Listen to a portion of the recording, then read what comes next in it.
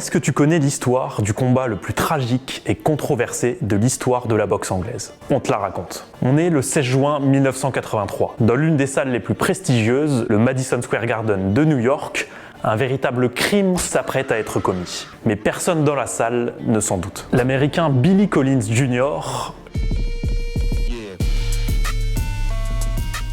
un grand espoir de la catégorie des poids mi-moyens, affronte Luis Resto, le challenger de la soirée. Sur le papier, il n'y a pas match et Collins Jr. doit s'imposer.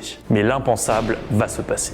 Durant le combat, c'est Luis Resto qui domine. Chacun des coups qu'il porte fait terriblement mal à Billy Collins Jr. Et c'en est presque anormal. Le visage du boxeur saigne et gonfle abondamment, alors que les frappes ne paraissent pas si dévastatrices que cela. Au final, c'est Luis Resto qui va s'imposer à la décision unanime des juges au terme de 10 rounds. De son côté, Billy Collins Jr., invaincu jusque-là, va terminer le combat dans un très sale état. De quoi semer le doute dans l'esprit de certains. Parmi ceux qui pensent qu'il a quelque chose de louche, on trouve Billy Collins Senior, le père de Billy Collins. Celui-ci a remarqué que les gants de Resto étaient bizarres. Il demande alors qu'ils soient analysés, et il a eu raison. Après un examen de la commission de boxe de New York, il s'avère que les gants sont truqués. Une couche de rembourrage avait été retirée et du plâtre avait été placé au niveau des bandages. Une tricherie honteuse aux conséquences dramatiques. Billy Collins Jr. souffre d'une déchirure de l'iris et d'une altération de la vue de façon permanente. Le coup près tombe, il ne peut plus boxer. Sa vie va alors prendre un tournant tragique. Il se met à boire, devient dépendant et gâche sa vie autant que celle de sa famille. Le traumatisme d'après-combat en est indéniablement la cause. Le 6 mars 1984,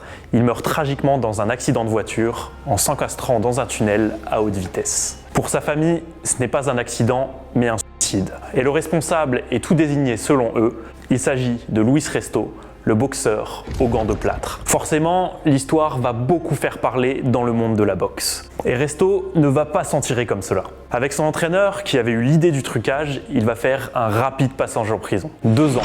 Une maigre peine au vu des conséquences tragiques de cet acte. Resto sera également suspendu à vie par le Conseil international de la boxe. Forcément, ce combat, qualifié de plus effroyable et dramatique de l'histoire de la boxe, laissera des traces. Aujourd'hui, les gants sont vérifiés avant chaque combat pour éviter toute tricherie. Malheureusement, Billy Collins Jr. n'a pas eu la chance de bénéficier de cette vigilance. Mais il aura certainement permis à plusieurs boxeurs d'éviter le pire.